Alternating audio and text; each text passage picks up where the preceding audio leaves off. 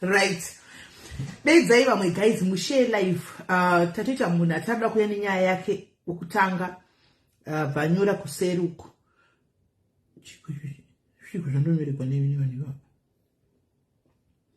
Right. Pana atochada kuuya nenyaya yake yekutanga guys. So itoita mungoshedza mumva matega, mumva mashare. Andidi kugarisa because mangwana kubasa. At least kana 1 hour 30 minutes kana 2 hours. Yeah, tubataenda.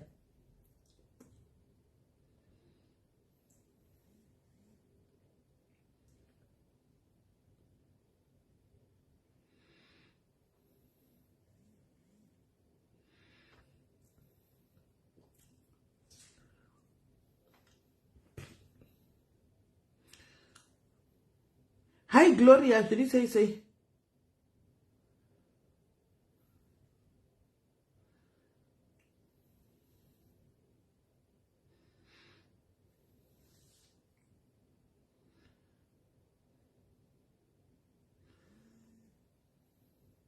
Right, abatofona guest akutopinda panyaya. Right, hello dear. Hello, Sismele Marisai. Diri right, watoti tingopinda panyaya right, hande tingobva tapinda panyaya tinzo kuti chichakaitika nyaya wakambondiudza but patove zvapone time. First of all, mune mhosva ndataura nyaya yangu. Kana kumboti uya tisangane kuCosta Coffee. Imi chaini? Nai, asi nai guys kana ndimi wotongai. Ini ndauya muno mapanda kana kwandoziva. Ndinoti uya tisangane kuCosta Coffee kwandoziva. Handiti iye ndiye akakuya woti zvamauya Sisimeli muri kupi uya tisangane kuCosta Coffee kwacho ndoti iri papi wonitumira location ndoya. Andito kuzivini. Aiwa tichauya zveni. So, Sisimeli paya takambotaura but ratati ndingotaura pavanhu. Yes. Because ndaneta Sisimeli. Ndaneta zvinonzi mbudzi kuzvarira pavanhu. Because as a mother ndasvika pakuneta. So nyaya yakamira yakadai. So 2002 ndakauya munomu. Munongoziyawo wasvika munomu nyaya yemapepa inoti donokei.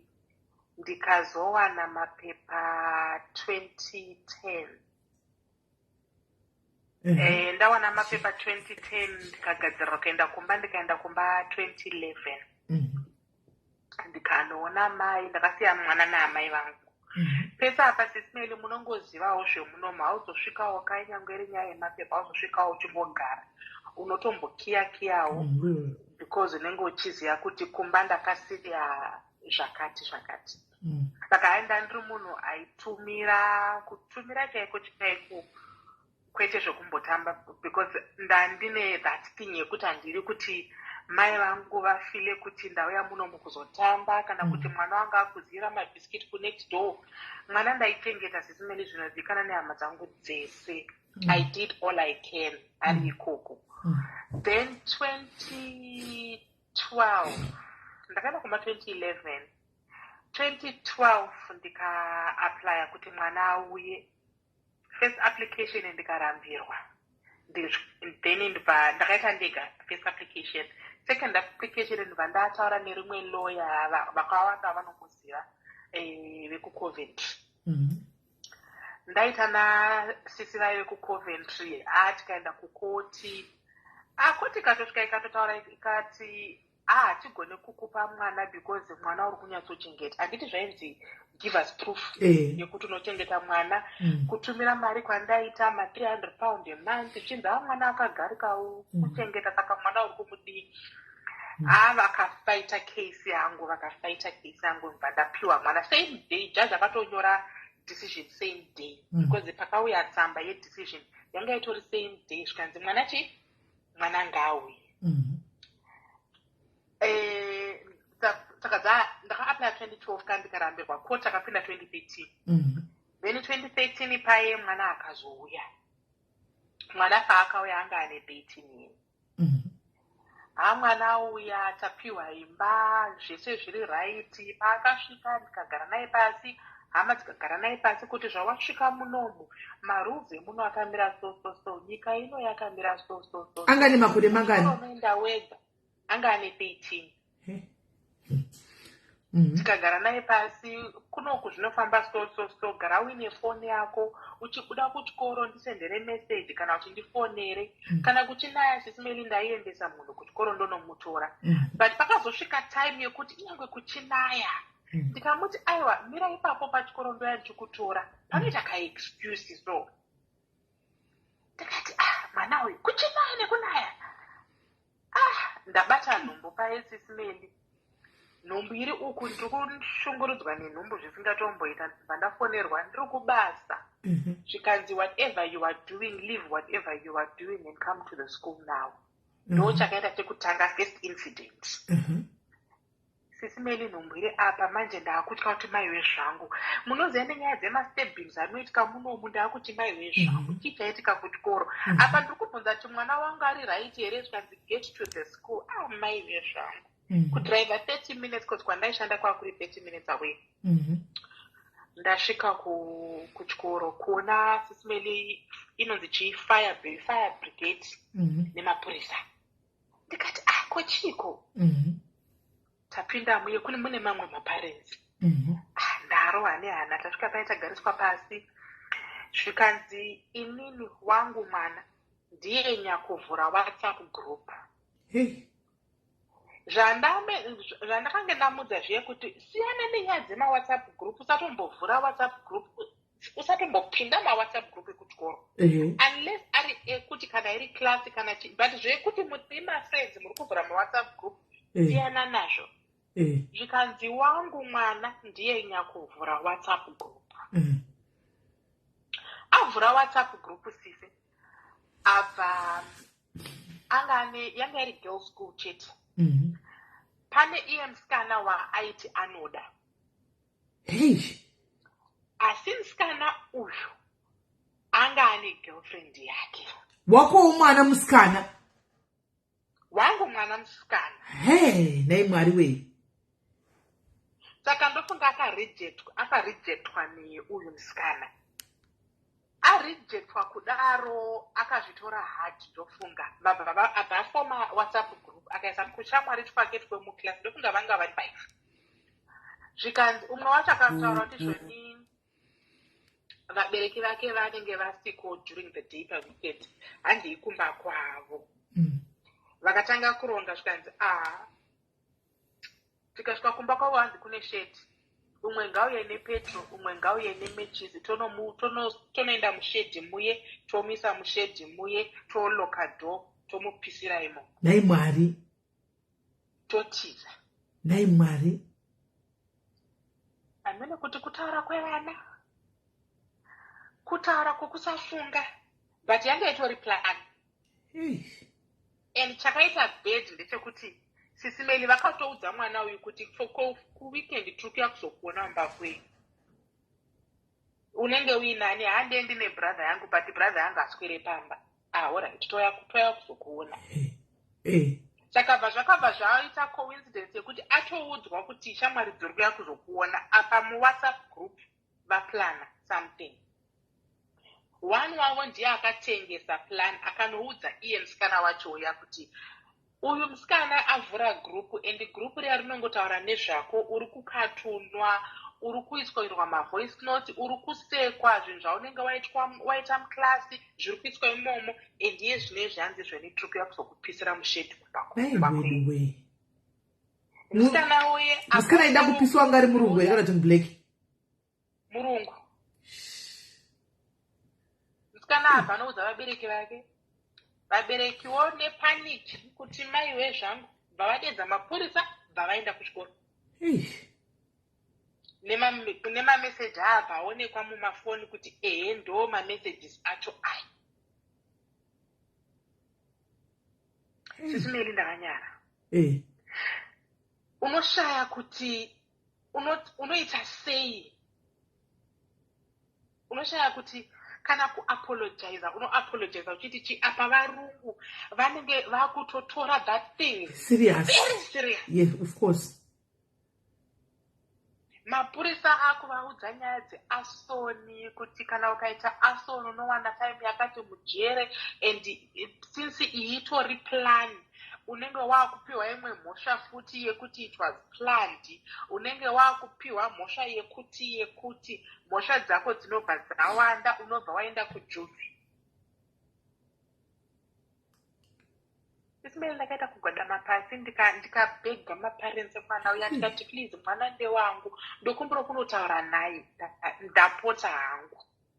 Vachitoti we have to press charges.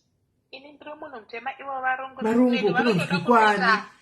vanotoda kutoita example pauri pamwana wako ipapo. Iwe mwana wangu hanangu inobva yarova. ndafonera amai vangu kuzimbabwe ndazhamba ndovediwe ndakazhamba musi uyo ndikati nhaivi chii chakadaro chinenge ngozi. Tikaenda kumba ndikasvika unozati unopera simba sisimeri zvokuti unotomboti kambama nongeri kana wati kambama zvo zvokuti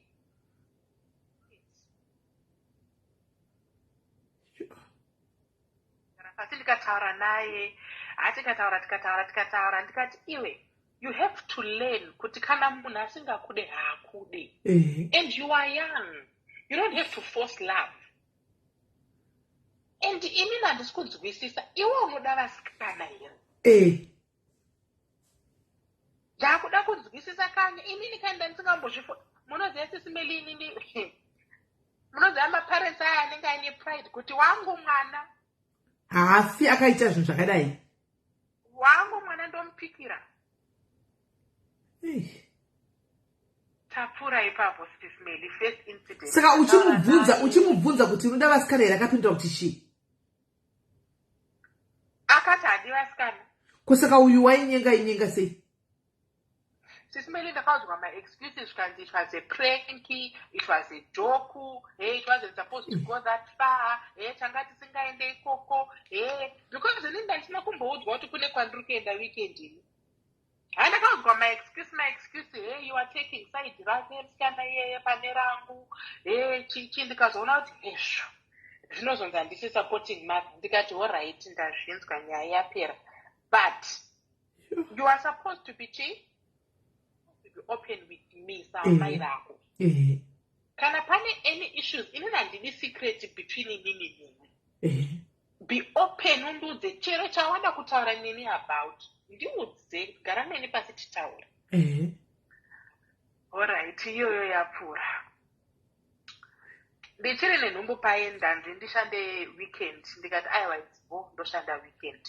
Shift yangu yakanzorwa because ndakaswapa. Kwakuri short staffed kubasa tufazvanzi anogona kuuya ngauye otoswapa mashift. Ndaswapa shift iya handina kumudza. Inini zvandaita sisimeli ndaitora rota ndonamira pafridge. Kuti ndiri kushanda musi wakati.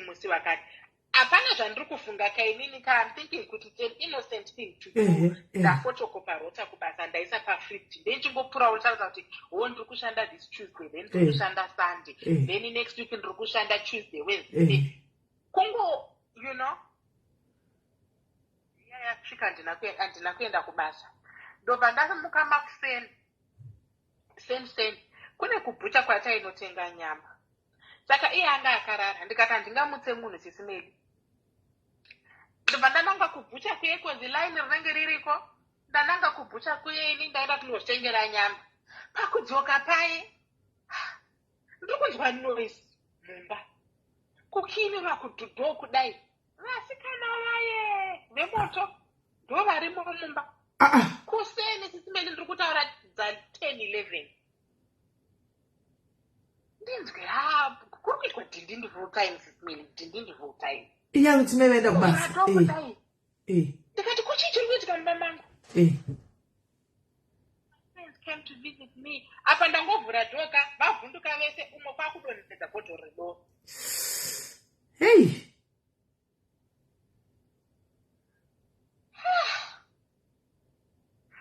Iwe mwana iwe chii chaunondiitira mumba muno? 14 years. 14. Ndikati come on everybody out. Mumba mangu out. Ndadzinga vanhu. Iye manje sisimeli ndakutira kutaura naye kuti sit down. I don't understand kuti chii chiri kuitika muno. Ndaenda kubhucha kunotenga nyama ndakusiya wakarara. Wazomuka nguva iyi kuti shamwari dzadzasvika pana panguva iyi. simeli inini ndakagara other side abva buda padho speed kubuda mumba akanogogodza pamwe manebha. Luckily manebhas angu sisimeli anga vari maNigerian. Akagogodza vakavhura. Inini ndakuteera kakuti what's going on? Kubva wangobuda mumba speed. Handina kumubata sisimeli, handina kumubata. Zvokuti pamwe vanhu vangati wakamurova akazi handina kumubata. Ndakuenda uyo akukwira pamusoro pemota yanebha. Sisimeli ndakaitirwa kunonzi movie ndikanzi one step closer and I'll jump. One step inini ndiri kuudzwa kunzi if you come one step closer I will jump. Panzapa munebha muNigeria noyabuda nemukadzi wake vati nhaiwe chichi. Ndikati mamuna kunzwa noize ngachibuda kumba kwangu tikanzi tafunga kuti pamwe ipati or something hatina we didn't think anything of it.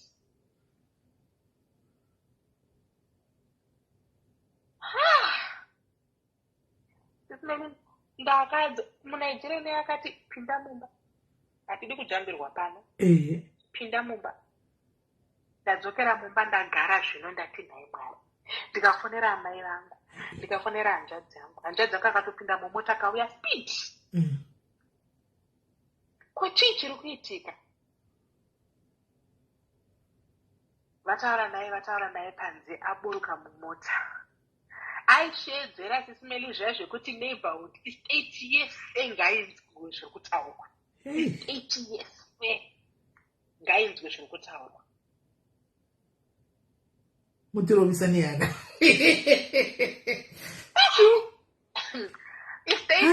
Vanhu vakudongorera mawindo. Hanzvadzi yataura naye neighborwo. Luckily my neighbor anga ari munhare anga ari mental health nurse. Saka zvakatobatsira counseling twake tikodo twakatobatsira akataura naye amire pamusoro pemota ipapo.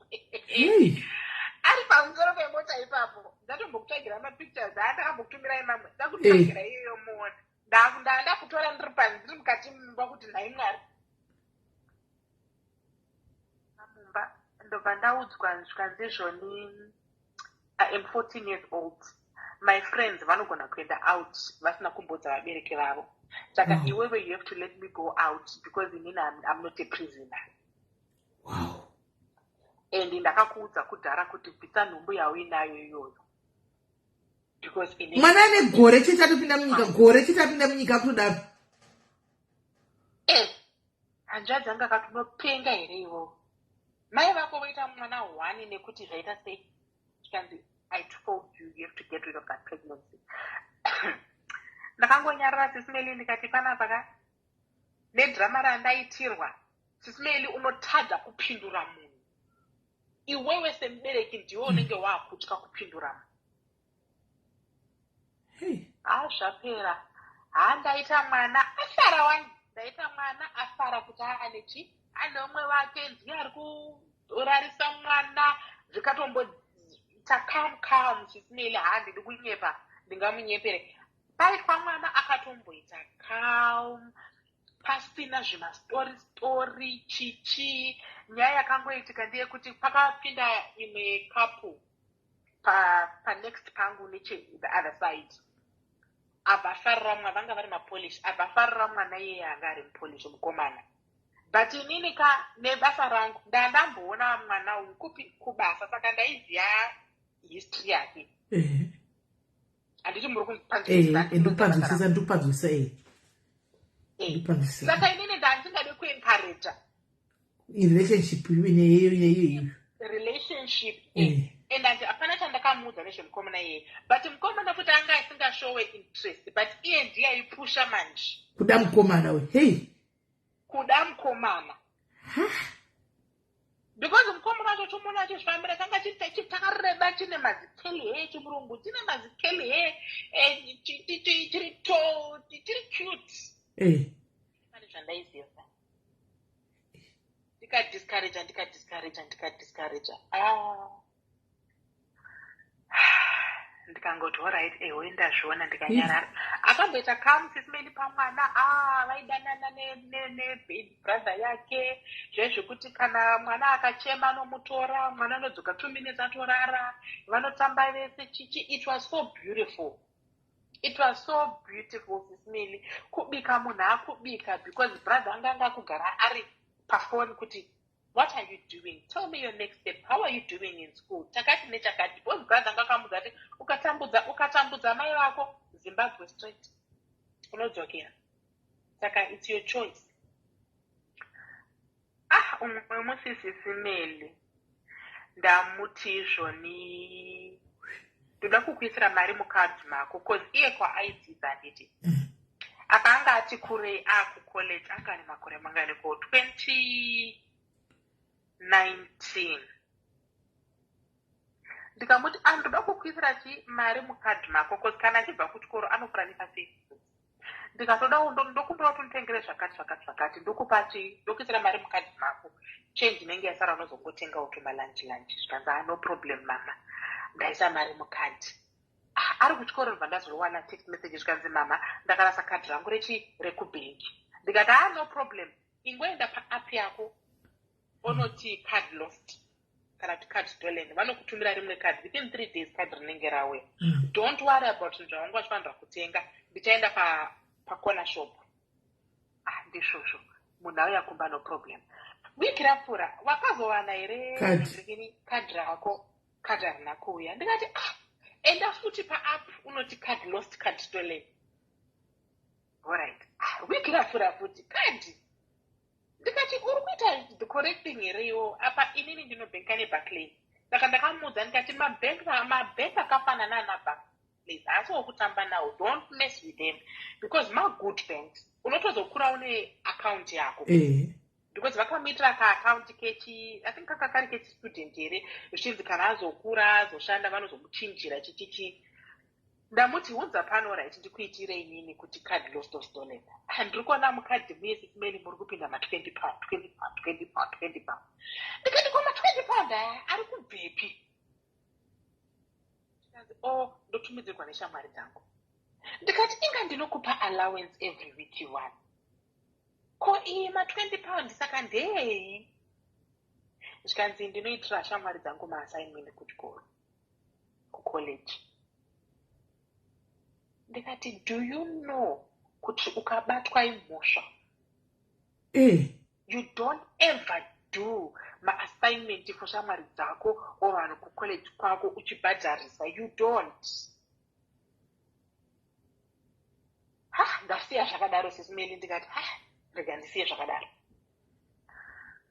Ndaita card lost card stolen pai zvashanda but card harina kuuya sisimeli. Saka ndikazotonga musi hande kubhenki. Ndamuza ari kuchikoro kuti hande kubhenki.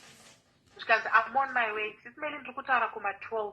Zvikanzi maklasi apera I'm on my way. Kuma 12 sisimeli. Ndikati alright. 12, 1, 2. Uri kupi? Because ndofana kutora mwana kuchikoro na 3. Where are you? Zvikanzi ndiri pabus stop. Sisimeli kubva pabus stop kusvika Pamba Pedu.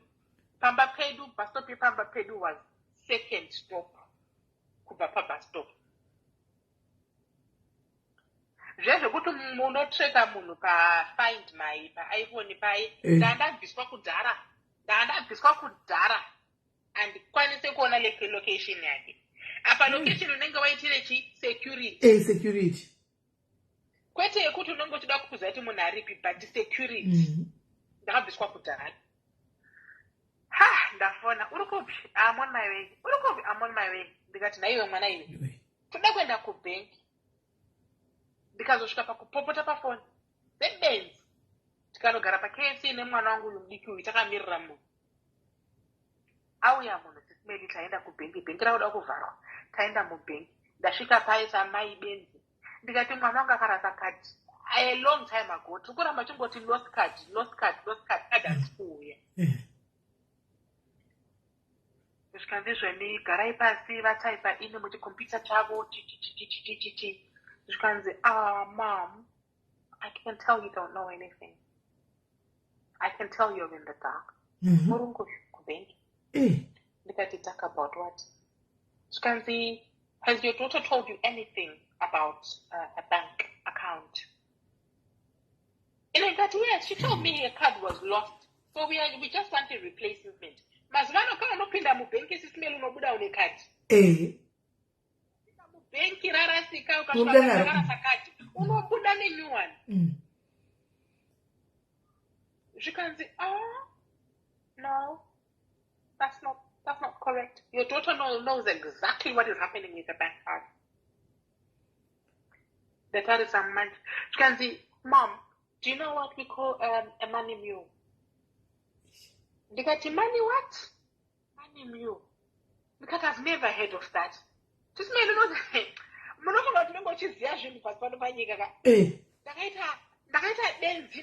is that? Money mule, ndakutofunga donje zvangu. Money mule. Ndopandarakidzwa pakompyuta sisimeli zvikanzi pakaiswa 1,000 pounds apa. 1,000 pounds iya. Akano, dzakangona kutaura. Pakarasika kadi. Achagona kakutenga bus pass. Ini ndikaramba kupa kadi rangu. Ndikati aiwa ndokupa cash. Zvikanzi aiwa kubus pass kwanzi kuri kudiwa passport. Yekuti nditenge bus pass. Ini ndikati kuma-bus pass kwakudiwa ma-passport. Zvikanzi kuri kudiwa ID yekuti nditenge. Ndikati aiwa uri kungotenga bus pass kariya re-weekly kwete aya no-applyirwa re-weekly. Zvikanzi aiwa kuri kutodiwa passport. Sisimeli ndakapedzera kukwira bhazi renyu. Ini torei passport pay moon.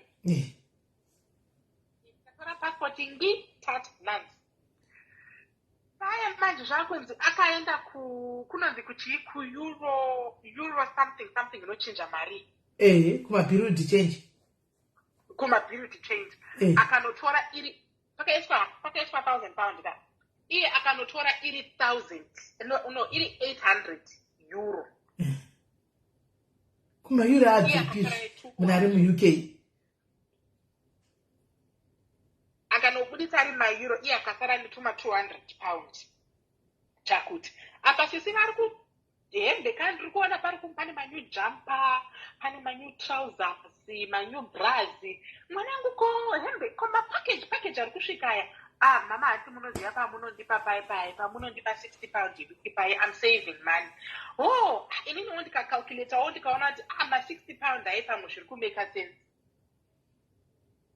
Hapana chandakataura. Ndasvika kubhenki ndopandakaratidzwa kuti pakapinda 1,000 pounds. Akanobudisa iri ma-euro 800 euro. Then 2 weeks later futi kukapinda 2,000 pounds. Akanobudisa futi. Sara netuma 200 nchakuti pounds. Then pakazopinda 4,000 pounds. Akanyorerwa tsamba nebhenki. Kunzi mari yapinda muaccount iyi iri kubva kupi? Kana wakaita basa somewhere uya ne-invoice. Kana kuti kana wakashanda somewhere uya ne-payslip. But for now, your bank account is going to be suspended. Ndopa ndiri kuzwa nyaya yepassport. Yepassport yanga yekuti anobudisa kamari. Meli handitari kubva kutyoro akabata bhegi ka. Asi sisi vatenga bhegi rino rekuriver island ka vari kuonekera. Sisi meli ndakatsamwa mubhengi momwe ndakatsamwa munoziva kuti misodzi yakangotanga kuyerera so ndichifunga kuti mwana wangu ari kuti anoda kuita doctor and this is what she's doing. Apa ini ndandati mwana ari on the straight and narrow. Tabuda mkati momwe ndikati udaita doctor here iwo ndakupopota any mother would sisimeli. Udaita doctor here iwo. Udaita doctor here. How are you going to be a doctor with such behavior? Who are these people vari kukwisa mari mubank account iwo uchinotora kuma bureau de change? Who are they? Wakazvinzwa kupi? Wakazvionepi? Isimeli. Ndakanzi nefoni bwa kurohwa nefoni, Oh. kurohwa nezibhegi riya reRiver Island. Apa mutauni sisimeli funga kuti inyangwe inini mai vacho ndikada kutsanga kuti ndibate munhu pane makamera this is UK. Ndarohwa nebhegi ndakandirwa foni iya ndatemwa nefoni. Munhu uyo sporo kucrossa road. Sporo kucrossa road, acrossa road. Apa ndakabata kamwana kanga kadiki kane 3 years. Ndinotandanisa munhu ndichiti ndiri kuita isi simeli.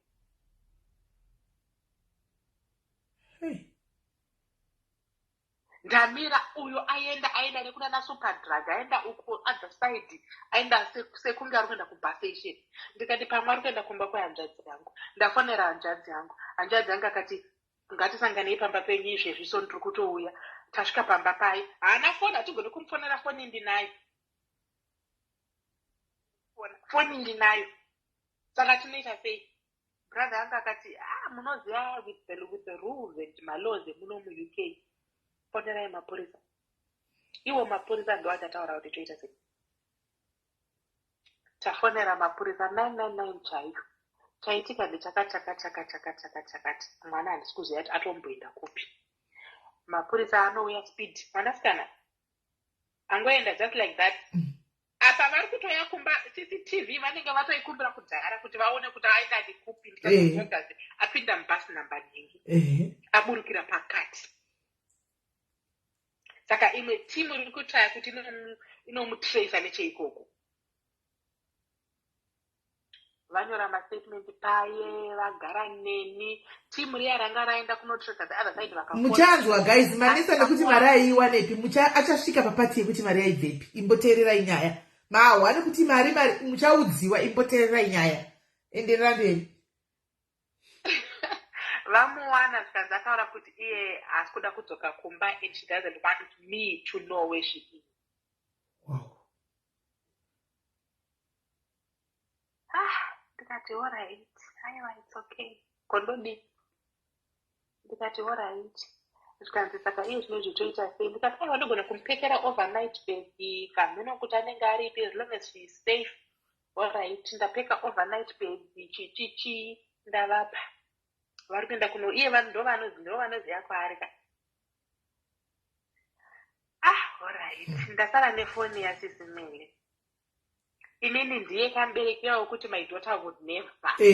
Would never. Wangu mwana. Haiti. Wangu mwana ndompikira ini. Owami ngeke. Kuvhura foni kudai. Kwane boyfriend. Boyfriend yaya yaigara meno kuda kuwanzi kuPeterborough here. Kwandiri nekuPeterborough. Sisi vaiti vari kuenda kucollege vachipinda zvavo train Makuseni. Peterborough. Wazodzoka zvavo manheru. Apa ndiri kuti mwana ivirgin. Mwana haasi virgin, haasi still virgin. Iye mukomana wekuPeterborough uye. Ese aye andaiona aye manyuwa. Aitengerwa boyfriend. Ozvishuta masnapchat chichi. Apa sisika inini wangu mwana apa hangu nomurevera kuti body ane nice body. Ane mazizamu ari very thick, wide, everything. Sisi vaitora mapicha, tora everything. Tumira mukomana. Apa ine ndechiti mwana wangu nebody yakanaka. Zvichengetedze mwana. Zvichengetedze uchawana mwana wangu uchawana boyfriend. Ichakutreat the right way and he will be happy, you will be happy. Moenda kuuni mese, mo graduate mese, motanga zvokuita kuplana my engagement, wedding, mocha. Mwana wangu, keep the way you're doing. I'm very proud of you. Friday, this is Melika. Wazati unopererwa sembereki, the only thing you can do is kushamba. Kuchema. Kuti urare hapararike. Kusvika ndanopiwa amitriptyline nadhokta. Kuti ndirare. Agara. handisi kuziva kwaari, haasi kuita contact, nothing. Masocial media ndablokwa, hanzvadzi yangu yablokwa. Imwe sista yangu ikambotraya kufona, mwana wamaidho wangu akatraya kufona kuti kuitiko, what's this, what's all this, maiwe akaudzwa mawords kana effing this, blinding this and that. You don't tell me what to do. Manje sister yangu munhu she's very short-tempered. Saka she would not tolerate that from a child. Because wake mwana is on the straight and narrow because she's strict.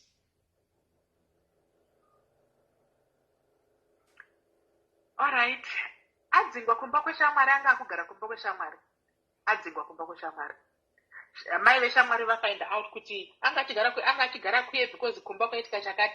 Mai veshamwari vakati never out paya kuti auye kumba haasi kugona. Akaenda kumba kweshamwari yangu. Aenda kweshamwari yangu.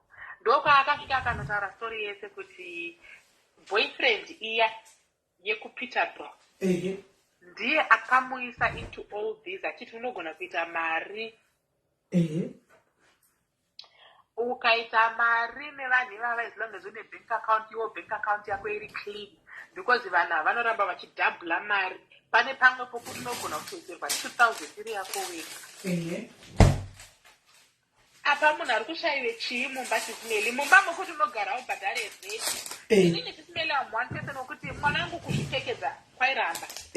Saka ndinoti kana ndichifamba ndichiona tumateenagers iwo, ndapinda muzara, ndapinda muHM, uyatisarudze hembe, ndotanga pana hembe dze £200 kuti wo aonekerewo, because she was beautiful. She is very beautiful. Mwana wangu is very beautiful. Mukatarisa kana Facebook pangu. She's very beautiful. Asisimeli ndakangoti mari ka. Aenda kuye. Azoti umwe musi handizvoni, Mom, can we meet for a cup of coffee? Ini ndikaita pachi African. Ndikati iwowo ndi-invite for coffee seshamari yako. Handikandisiya pani, chandiwana pani. Abva auya kumba. Ndandawana vamwe gogo vaindisarira nechii nekabhepi nemwana yanga ane 3-4 at the time. Mbiya vaendo vakataura gara neni panze, vakataura neni ndisvikanzi mwanangu kana uye pano usatsvuke, usashaude, nothing. Ongotaura naye zvakanaka semwana. Hear her side of the story. Sapopote, I'll be here to support you. Andabvumawo auya sisimeli paakangosvika padhoo abva ndihaga, abva pita zvikanzi mama I'm so hungry. Ndikati look for anything you can eat, whatever. Look in the fridge, there might be something you fancy. Ndini uyo agara pasi, tataura sisimeli, tataura ndakumuti ndiri kufunga ndari kudzokera kakweshamwari yangu. Mom, can I spend the night tonight? Ndikati yeah, it's fine. Tataura ka arara. Second day ndikuti pamwe achadzokera zvikanzi Mom, can you drive me to auntie's house? I want to go and collect my stuff. Apa mari masunza kuti mari iyi yaibveperi? Mari yaibva kakupeterborough. Mukomana uya ma4,000 aenda kunoonekwa. Ma4,000 aya mukomana kandiye anenge ane maconnection acho kasisimeli. Ndiye anga ane maconnection evanhu ivava vanoisa mari. Saka musikana ngari rana akaunti. Saka vaiti kana musikana achisirwa mari kavanodhiraivha vouya kuno. Handiti vodhiraivha vouya kuno voenda naye kuBeirut change kuye. Kuti chii? Tora mari yakati wosara nemari yakati. Alright. Ndaenda kunotora zvinhu kuye ndadzoka. Ndakubvunza kakuti ko passport iri ipi? Handisi kuona passport pano. Passport ndo ine visa. Passport iri ipi? Uyanyora ane account yasisimeli ati MMTN anoti ndani. Okay, ndomadimini. Alright. Passport iri ipi? Nigerians nevana vedava. Passport iri ipi? Zvikanzi ndimi munani. ndikati aiwa passport handina ndakakupa paipa wakati wo passport inechino zvikanzi aiwa ndimi munasi wakaidzosera kutarisa pamapassport hapana apa iye passport yake unfortunately yanga ichiri yekuzimu ndandisati ndamuchinjisa passport hapana sisineli apa munhu kudzoka kwake mangwana akakubvunza nakuko kuti chii tiri kumboitika taenda kunotora hembe ndati aiwa handei for breakfast kuikea breakfast kuikea yakachipaka munhu akati aiwa inini I'm not hungry yona wangu kuramba breakfast because I'm not hungry ndikati nhai mari alright I tried taenda tadzoka kubika kudai anobva ati it doesn't smell nice I'm not having that ndikati kokwanti venyu manga muchidlei naye akagara ikoko kamieli yemangu kuda imwe nyaya kuda kundipesanisa neshamwari yangu zvikanzi havabike vanobika magwinya todya magwinya todya togona kungonzi chicken sweet corn nesalad hapana sosa pane chii ndo vaitondudza nemurume wavo kuti ndisadzoka kuno bcause vaida kundiita babysita nakuku wavo zvakawanda but at that time I let it pass smell ndakangota whatever ukabika it doesn't smell nice aifarira chakalaka sausage yekubhucha kuye kwandiri kutaura because it doesn't smell nice anymore they've changed something asi maisa kari gogo vakandidhonzera mubathroom mumwe musi arutsa kanzina gogo munhu ane nhumbu maiwe ndikati nai gogo musadaro zvikanzi munhu ane nhumbu vairara kavese nagogo in the same bed gogo vakati munhu ane nhumbu ndiri kukuudza ndikati let me not ask her now but let me try and be calm and encourage her to come to me ondiudza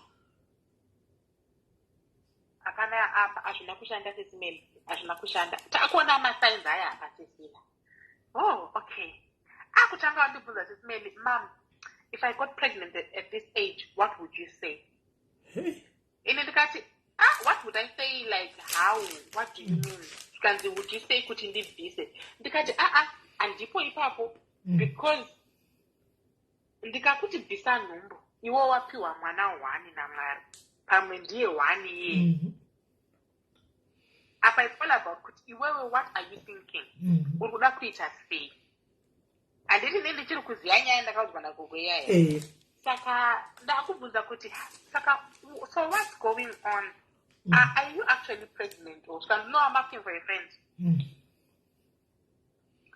alright takura ipapo sisimeli but attitude yanga yakuitika sisimeli ndo pakatanga ma1 angu ese aya ndakakura chidhani ndo pakatanga ma1 ese aya because anga ane attitude iya yekuti hamunditsiure hamundiudze zvekuita hamunditume you don't coach me iye yekuti unombogara pasi nemwana uchitaura naye mwana anga anosimuka akaenda anosimuka akafuratira akatanga kufamba usara kutaura wenga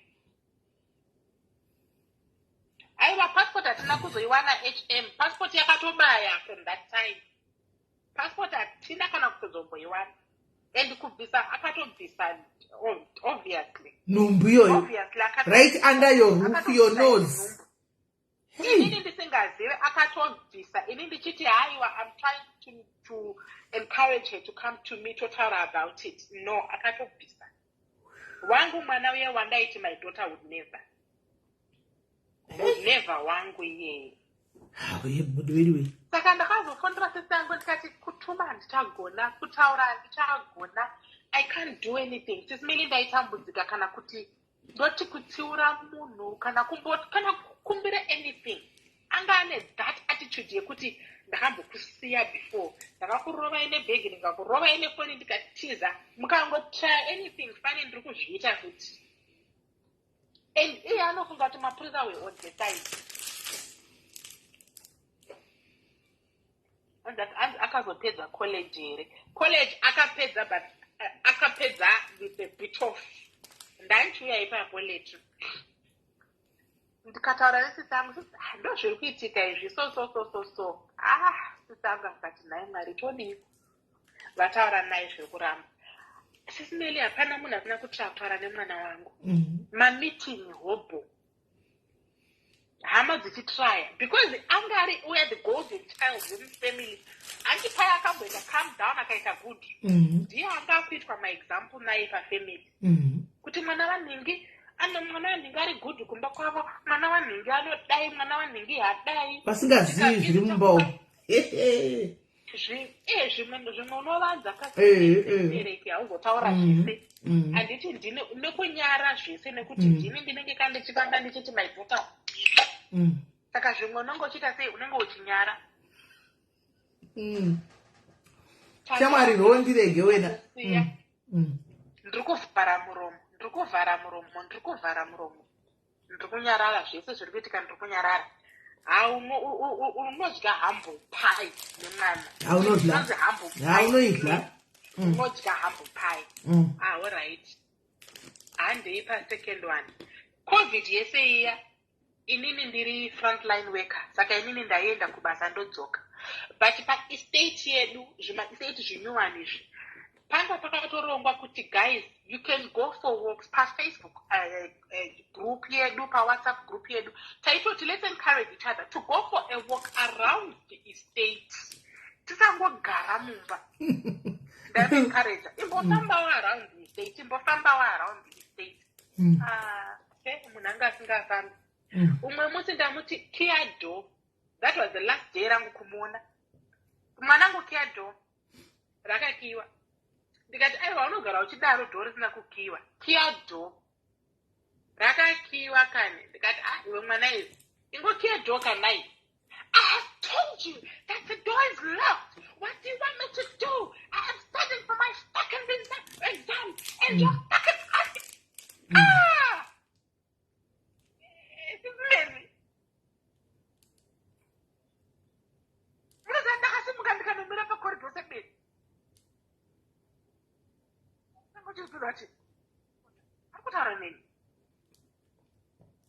dai dogwe chemuti harina kana kukiwa.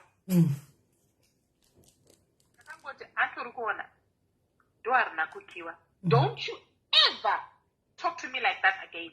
Never ever try that nonsense. Ndaenda kunorara.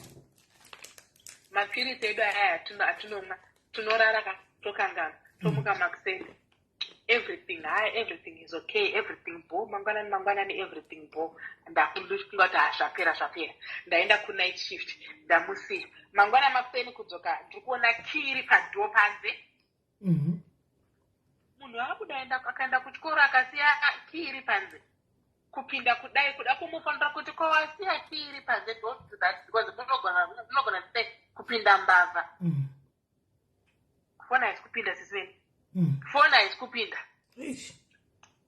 Munoziva kuti muno mukatora Uber inokusendera message kuti tatora mari yakati from your account and thank you for your trip. 19 pounds yatorwa neUber. Ndikati 19 pounds akaenda kuchikoro netaxi. Remember location ndakablockwa ka? Ndafona haisi kudairwa. Kuti kudai pafridge kuona pane zitsamba. By the time you are here, inoita movie zisimeri mwana anonyora unga ari kunyora Mills and Boons. And by the time you are reading this, I will be gone. So just to let you know, kuti inini hamuna kundiplana semwana wenyu, but uyu mudiki makamuplana. Saka I feel kuti munoda uyu mudiki kudarika inini. It's not the younger. Ipapo ndandamutengera iPhone 11. Kwenda kutenga but munoziva dzema contract. It's not the latest iPhone 11 that I want. It's not the new clothes that I want. It's not the late night kebab. Zvese zvekuti takagara handiti. Takagara tikuona mamovie nemwana wangu tai rules to binge watch ma Netflix, GT.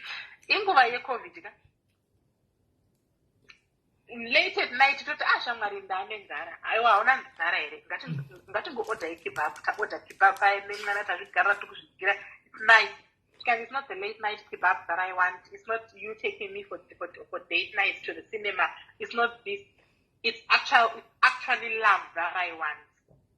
But this man tell me all these things she's listed. Isn't that a parent showing love? Yeah. I love you. Twagara pasi totaura, I love you. You know, and she made me feel guilty. So I'm not actually showing her love. And the because the amu plan. Ata then I come with that here digging the plan.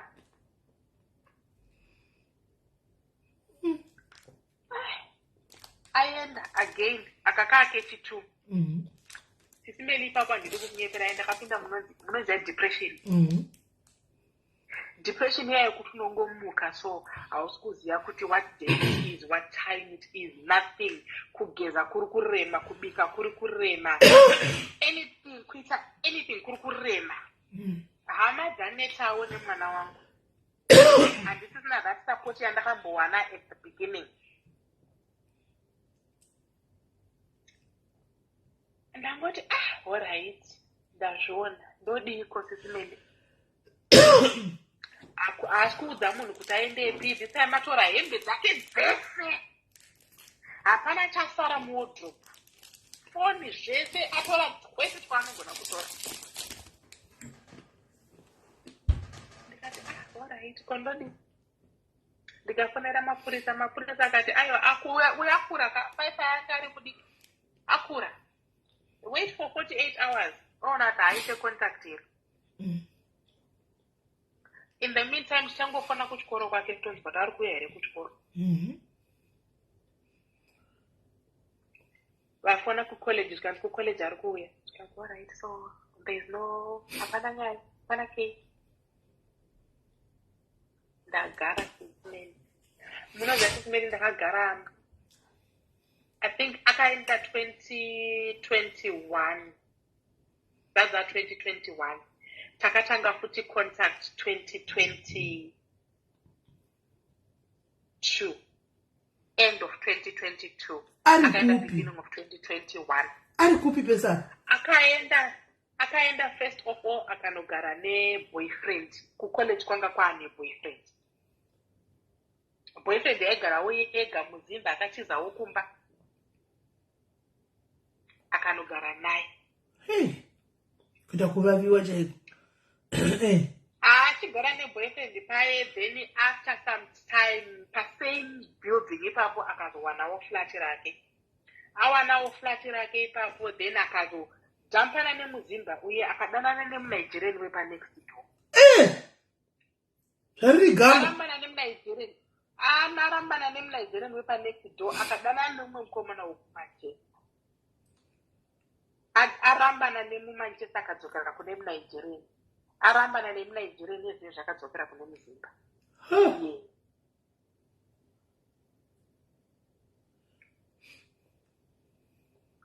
Aiwa letu kunoka hakuna fees. Ka remember college kunoka hakuna fees. Kwandira hakuna fees. Mwana anongoenda zvake kuchikora hakuna fees inobhadhara. In actual fact vanotovapa mari kana adaro ari stranded child anotopiwa mari chikoro. Saka ndazorwara paya ndazobatwa diabetes dzangu neBP dzangu chichi azoudzwa nefamily nemwana wechisangu kuti obaya kuri kumbodati vari kurwara here vakabatwa diabetes. Zvikanzi vanozviitisa mai vangu itaipi yekuti anogona kukunyeperai mese kuti ari kufa nekesi.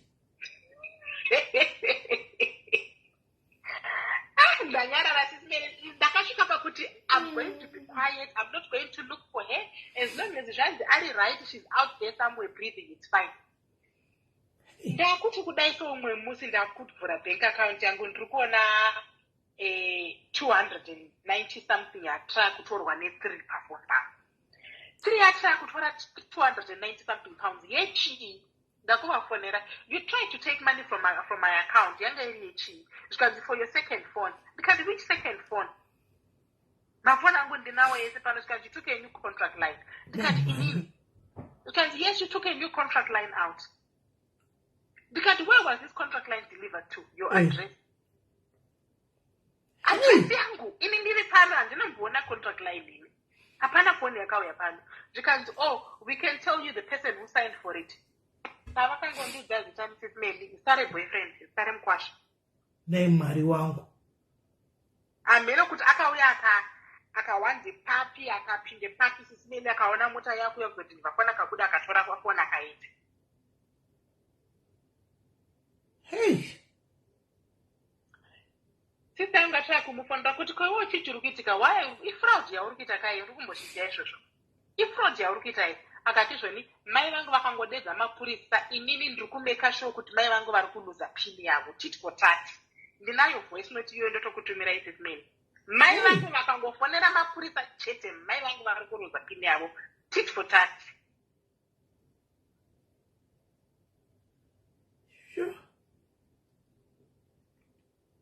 Ndanyarara ndadhila ne3 yangu ndikati bloka ifoni iyoyo itai zvamada inini I didn't take the phone block it.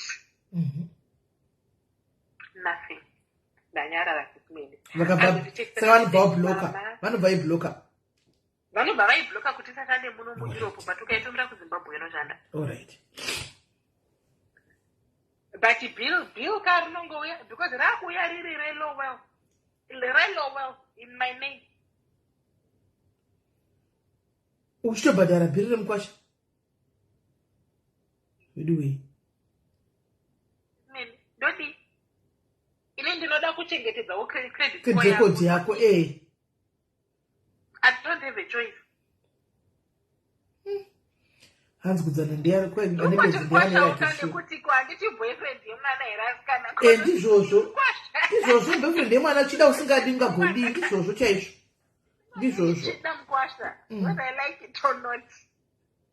Angotekisa sisimeli zvikanzi mama ndazwa kuti hamusi kunzwa mushe chichichi aiwa ndiri right ndirikugara kunoku kwakati ndiri kugara naningi ndatoudzwa zita boyfriend ndikati kwakanaka aiwa kurwara mwanangu but it's not that deep kungotiwo ndiri kungotisagirawo nediabetes dzacho idzi bhodhi yangu haisati yajaira ndiri kuzvibaya but I'm okay. Kanzi mama I have to come and see you because mama sure I can't, it's been long. Ndikati pamwewo munhu zveshuwa achinja auya kuzondivhizitira first time sisimeli handiri kufara hapana zvakawanda handina kuda kutaura zvakawanda because sister yangu ndiye akafona akataura naye ini ndikati zvamataura matopedza handingachigoni kuti nditaure naye ndongonyararawo because it can't be coming from this side and this side and this side. Auya tafara hadzokera ndakangoti mwana nenungo kungotaura chete ngoti mwana nenungo azouya futi sisimeni zvezvandataura kuti haachatiurike sisimeni haachataurike naye manje wese zvinezvi kana iye ane nzara akangonzwa iwowo akubika ndopaanouya akuda kutya kuti amboti mama mabika regai nditsuke maplate azviite ane usimbe usimbe uchapaiwe nawo mwana uya makeni sisimeli anonotora keni yekoko mufriji anditi ouya umwa panapa oisiya pasi pesofa apa pamakumbi esofa apa nditi osimuka pano unotora rimwe achisiya keni riya riri empty pasapa makofi makapi emakofi anenge ari pasi pemakumbi ipapa pemasofa ndini ndinoya ndichizonhonga kungoti konaiwe uri kunditsva basa nai ingonhonga kamakapa ako ongoisa musingi kana ungokandira mudishwasha outora makeni ako sisimeli ndakazodzidza wedrechi slang revana handi it's long anokudati oh mam that's long amenoti zvinorevei kubika kudai one day zvikanzi emodati ndibike chii because muri kukomplena kuti handisi kubika handisi kuita anything ndikati hameno bika anything chiri idzi kwanza ndibika sadza racho kuzi munoda sadza racho in the middle of kumona sadza zvikanzi I can't be doing achindovera poto I can't be doing this at my house I don't cook I can order and take away ndikati aiwa siya rekeza siya rega ndimona hangu sadza racho maplace aya makaona paimusingai yemaplate anga akasviba anga akazara kitchen reserve kuti ndodheira cheroro ndodheira cheroro saka renti yaiti my flat aibhadhara nei sisimeli kwandita adha ukanongena mabenefits kwandita ari musystem okay anongena mabenefits anga unobhadharirwa rent kochikafu inonzi chi universal credit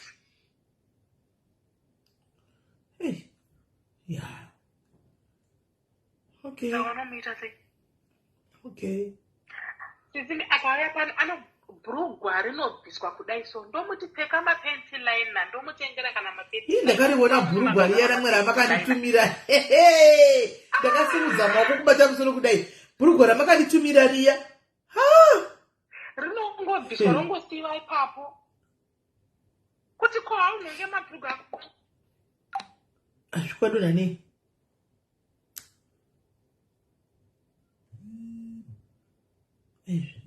Ndamutwadona nei? Hello. Sorry, ndadonedza phone. Arina kuchapakati ranga rakaita handisi ndikati kudii bhurugwa randakaona iro. Hai amen. Munoti ndorega here? Tisimeli ndanonga mapensi pano ndofunga ka 7 ka 8.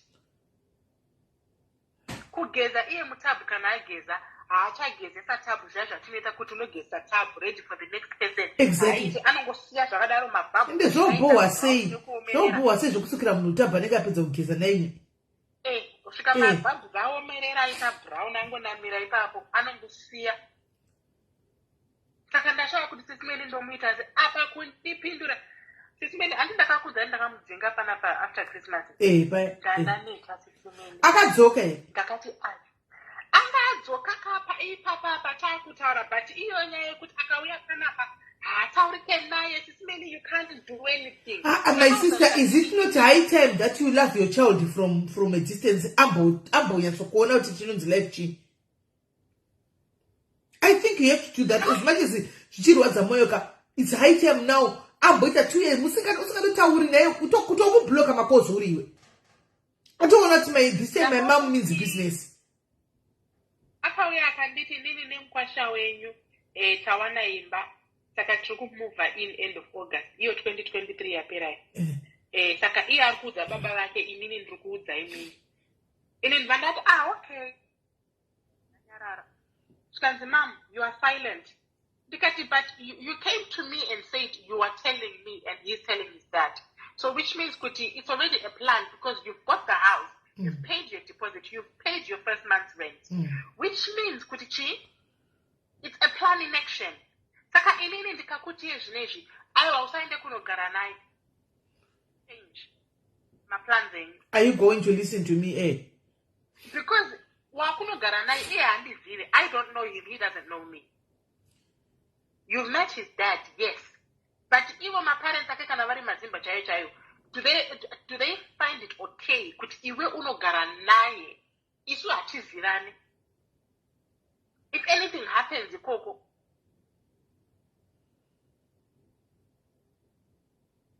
Because well anyway, we are going to be moving in together and that's that so.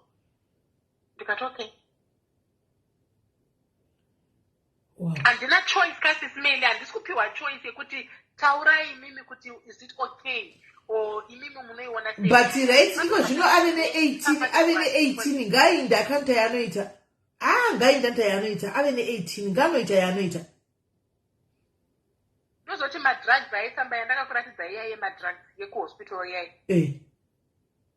Kuti mwana anoenda out onotora zvaanenge atora kaka 3 ndichifonerwa neemergency aita overdose.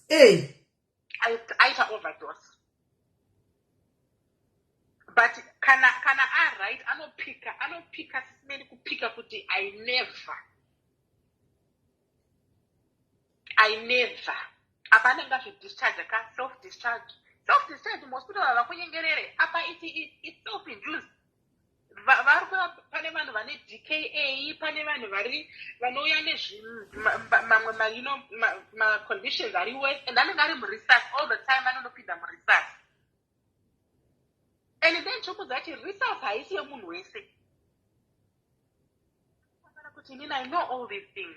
Ndomuda kuti research haisi yemunhu wese. For you to be in research, you must be very poorly. Low GCS and everything. Handitereri. Last one ndakafonerwa futi naiye futi boyfriend about a month ago ndamudzinga ipapo February. Zvikanzi ari kuita mafiti. Ndikati ndaiona ndifonda kuti ari kuita mafiti ndiri kure. Overdose again. Overdose again. sisimele munoziva kuti mwana unenge uchimudaka but ndasvika imboriga yamboenda kuona kana shomwari chimboriga amboenda ake ngaamboendi iwe chadonha ukafa nebp yacho last time arifana kuti ndimudzinge ndairoverwa table achitaura neni achirovera table kudai so achirova table aiwa dike ngaamborova pasi zvake aiwa and ari kuita mind games zveshuwa kuziva kuti maima loves me and maima mabhano dzavanoita and ari kutamba newe zveshuwa and you are allowing it, you are playing alone. Izvo zvaripi akubva zvandakamudzvinga akatoenda ndakudzinga sesimeni dhirama randakaitirwa anditaura pana pachiroverera table apo achiroverera table zvikanzi ini ndikati I don't know what to do. Ndakangoita mhosva yangu sesimeni aitaura nemunhu papo ndikati wanga ari kutaura nababa vake ndikati ungataura nababa vako here maiwe don't call him that, call him a same donor because munoziva varume because of all this behavior he wants nothing to do with her unless she changes. Unless she changes. Avatombo munoziva avatomboda baba vake avatomboda. Kanzi call him a sperm donor. Ndikati naiwe mwana iwe. Inini ndoti baba vako sperm donor. Kanzi he's a stranger to me. He's a stranger. Ndikati ndina kuzvara nestranger kaini. And andingadedze. Alright mailolo. Alright mailolo. Pane munhu ari kutanzi ndokumbotaura newe has been going through this for 10 years now. Momupa number dzangu. Ndikuita kuti ndimbomuedza pabhija naTimbo zvote ndozokupa namba mutaurana kuseri. Yaramba connection fraud bva zvakaoma asikana. Kusvika ndati mwana wangu please. Atisimeli papo ndakamerera ndikati please just pack your bags and go. Akaramba zvikanzi panga pane bag rangu raaida kutakura ndikati aiwa ndokupa imwe suitcase oisira zvinhu zvako. Zvikanzi if you want to pack that bag you're going to pack it yourself. But do you know that type yevana venyu idiyo inogona kuyaita uri abereki kutiza? Tisimeni munoziva kuti semubereki ndakasvika pakutora foni yangu ndikatanga kurekodha vhidhiyo yekuti if anything happens pano. Akabva pana tisimeni akaenda kumapurisa akasiya hembe padhoo akaenda kupolice station. Asvika kupolice station nemhino zvaakataura mapurisa vakati we cannot help you.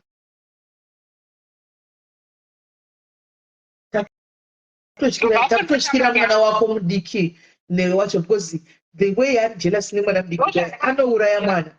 Ndozvandakatomudzingira ndikati one uri kudzidzisa mwana zvisiri izvo. Mwana anga anokuudzai ega sesimeni kuti my sister is very very disrespectful to mom.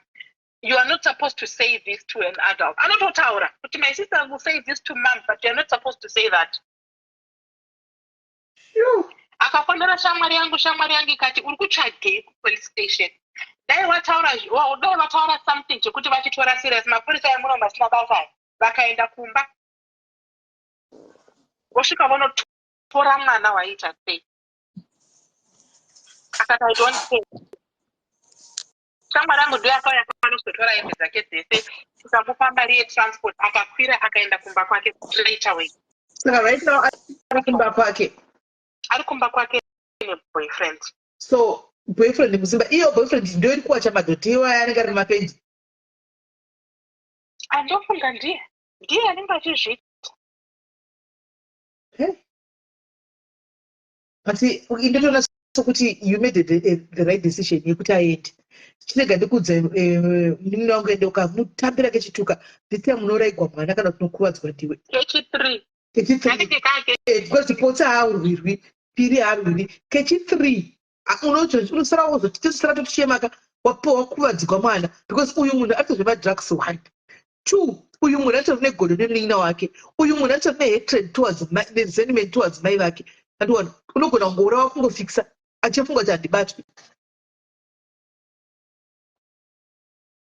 ukafa ukasiya mwana. The best way chinenge achigara kuenda kusingaperi ngaachigara kwari koko haana kubva kaberekesa vamheperi kuafrica pavakatora mwana apa. Sisimeli I don't know. I really don't know. Mai vangu vakashaya 2016 saka ukubvunza paizvino futi hapana. Because hazvisinomo mufunge Ndinomboti pamwe ane mental health problem. zvogona kudaro ngaambotariswa musoro wake uyu pamwe ane mental health issues ngaambotariswa sure ngaambo hamuti ungamudii manje waimbotarisa pfungwa dzake pamwe dzotodhonza atidhonzi mushe nokuti mental health dzimotozviziva kuti dzinouya pakasiyana siyana motozviziva ii dzinouya pakasiyana siyana mental health kwedu uko kune mumwe anongotuta zvinhu murodhu mukangobuda anonongachera zvibhutsu zvevana ati vana vari kupfekwa nemweya wenzvimbo dai mwari vabatsira.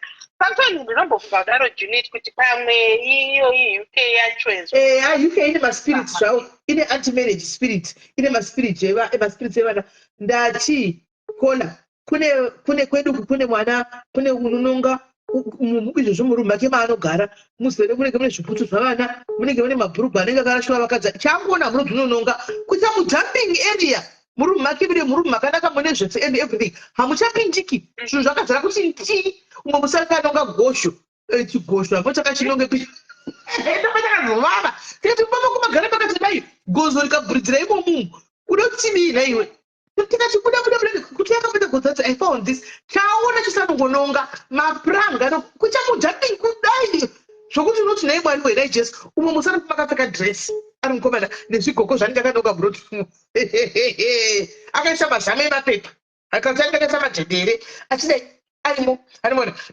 dzakatosiyana but kana usina kuudzwa haungambozvizivi kuti munhu kwai animona saka ndinoende pakazara uyo ari kutopengera kunonga zvinhu murodhi ndokwaanopengera umwe mutsi akamboya akandipfukurira akapfeka chigauni chinited dress ka ndakatogara ndobva akati meo ndobva ndachiuka zvakudai ndobva ndanzi fuku mazvino kutichiza zvigaro zvepingi zviya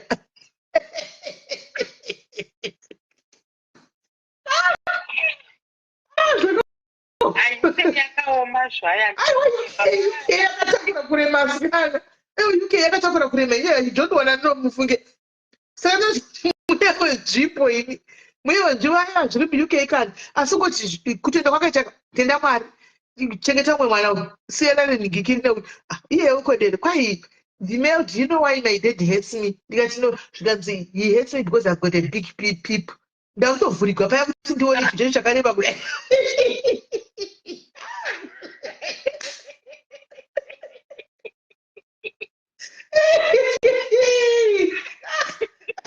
Kabasa kenaka. Unombosika kuti ndakati pachapisira tobva pana pachabhata ndakungopengawo chabva tongopengawo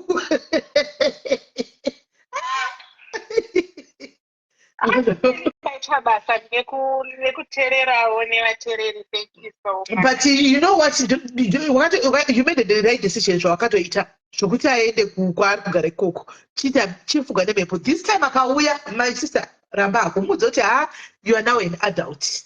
Kana zvokuti uchazogara pana pazviti iwe kana chisangana kucoffee town ndiko ende make sure kuti pacoffee yako ipo uripo zita rakadai unotsigwa drug coffee kana kulandigwa madrugs muhandbag kana kuplandigwa madrugs muhandbag be careful, be very careful. Nokuti mwoyo wokuzvara unotombozodemba kuti mwana wangu asi pamunosangana chero kumba ngachaseuya hake pamunosangana kana ungave kunandazana kuti kupi vekuchapegera kutochapa makumba ako chikafu wakaburisa sokudai uchiona because unoisigwa zvokati kana kuplandigwa drug kuti unoti uchibuda kudai unobatwa ukabva utorwa pini iyo kana kukombe kwacho kunotyisa kumboenda sisimene handidi kunyepa. This is your time, you have your peace of mind. At least you made all the efforts kuti mwana apinde muEurope. Apinda muEurope ndiye akadecide kuti musikazwa yake wazama usamaipa unogona kusvika pakutorohwa nemafoni. Saka aiwa tisiyana zvako naye. Sometimes we love these people from afar. Kana azongozi adi uchakonotora kana ogwara kana kuti adiya mhino kwaari koko, but you try to live best as a mom. Ende mitemo yemunomu yakadhakwa when it comes to vana. Yakadhakwa atoparara mwana uchiona kudai chaubvunzikana kumubata it's going to tell you isu.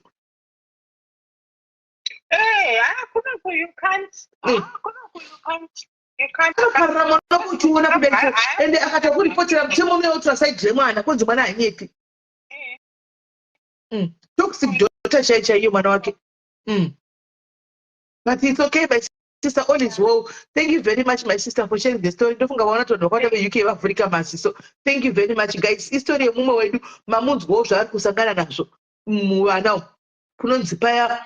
Ngaprotected yoti yake. Right now, to make freedom, ne happiness, we are simple. Gagare kuko benzushu. Harimona. Vana vanoshungurudza guys. Kunonzoka zvakasekera muchitende paya. Vana vanyepi vaya. Havanyepi vakatsvaka zvakasekera muchitende because mai anzi ndaiti wangu adaro.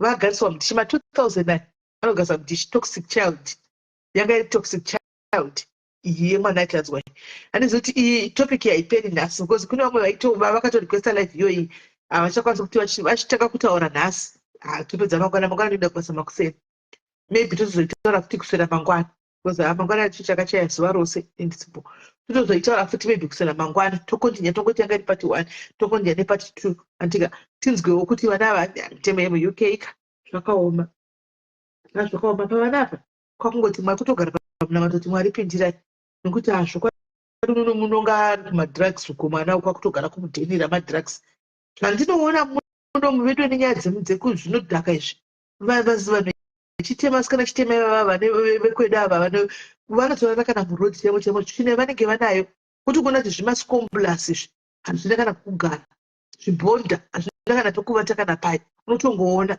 handimaona vana kuti zvibvunzo saka mubereki kana ari kuafrica ari kuti mwana wangu ari kueurope ndo europe yaari here chiri chibhonda chiscomblas munhu nezino ndaitobvunza mumwe akanga auya achitsvaga munhu pedu shamwari achishita shamwari kati iwe where are you from zera rako iro are you not supposed to be at school zvikanzi anotogara pasi pebridge uko newangu munhu wacho wanga aringa zvikanzi anotogara pasi pebridge apa pakadai so tikati apa akapinda vanhu vachimwa tii handiti vanhu vachimwa tii pepe akatosvika nekutokumbira kuti kunyatsokuona tare nzara tikati imi shamwari yacho raimipe nekapu dzenyu mumitire mupe nekapu dzenyu utodza munhu anditori nenzara zvakaoma zvousatsikani bvunzai vanhu vari muuk ava vanoona paonoziva kunoitikwa zvokusvuta izvi muone zvousatisi but ungadini kana adhisaidha zvongangoenda kanosvuta hake ariko ameni kodi haumubati ukamubata unosungwa ukati umutsiura kana kupeta futi unosungwa saka unongoti chekuti wodii betengorega zvindi hazvo kuzvoodii imwe yechina chai mailolo nondibata kuwhatsapp get hold of me kuwhatsapp ndokupa nhamba dzamai vakachita sezati mochema nhamo dzenyu muri pamwe chete zvawati wavanitere zvipinda ini zvakaoma my sister kana kukumbukudza ndege kwidzai munhu muna ethiopian airways anoburukira kuzimbabwe kwidzai munhu kuna ethiopian airways uko mongoenda nemuchimunda golide munomutiza kumaruzeva kumachuno unomutiza kokuti hakuna intaneti munomusiya ikoko modzoka ambogara kuzimbabwe achiona imbomukwidzai munomusiya ikoko wamutiye nezvichitsikana nayo hande kuholidi tiponoshanya kumachonyonyo ikoko ndi munomukanda kusina kana intaneti munomusiya ikoko ambodiwira ariko afudze mombe anodzoka asvinura naini mutenda achikuziva nyaya yachona kana uchida kuzotiudza mailolo vachazotiudza zvavo animona kana uchida kuzotaura chazotaura zvavo It's good, please protect our children. You can know them midway. Asi zvakafanana mugoni wepweredu asina unongochira I'm trying my level best. Vana ava unongochirwa jekuseri uripo ungavagona Julie iwo ma2009 zvinoita kunge zvimasvikiro chaiko chakuita zvimasvikiro chaiko zvin'anga chaiko chaizvo zvivana izvozvizvi hey kwanzi pane mwana akadzarwo then my friends put him together and you saka adzoka kanopinda babani naye ugoka wakimbani akanosvikira plus hata kumachinyo kuti hakuna kana foni ndokwanonogara tora nefoni kusina kana intaneti tione kuti anodzoka vanotaura navo nepai avanava kutounganidza mari yetiketi vana kuti dzoka iwe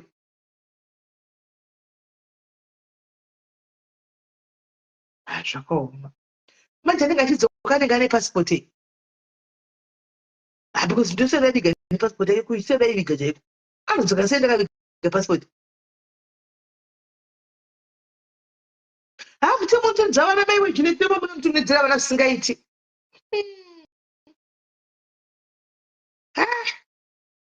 mene vasikana mungoisawo kuna mwari kungoti Mwari vanoita tingoisawo kuna Mwari todii.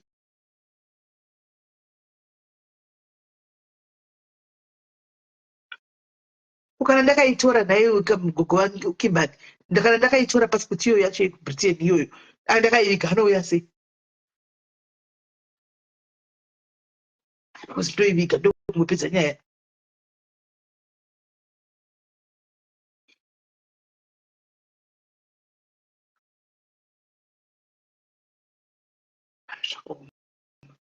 Bedwe saka tokondia topic yedu andika tokondia topic yedu nakupera. Hanzi vanoenda kuembassy. Yo. Zvaitori zvizvana zvazvitori zvimanjuzu chaizvo. Zvinganga chaizvo. Zvakaoma guys, mavata zvakanaka nditika rescue the person. Kunorescue mwana kuZimbabwe uchinzi kwai mwana wedu kunototogwa kunoku.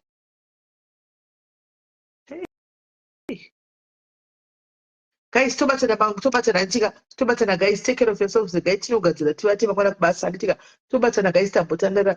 Let's you guys tokondia zvakare ne toxic mothers, toxic parents. I think tikudzidza andika tozodzidza zvakare patinenge tauya nditika move nousiku hwakanaka.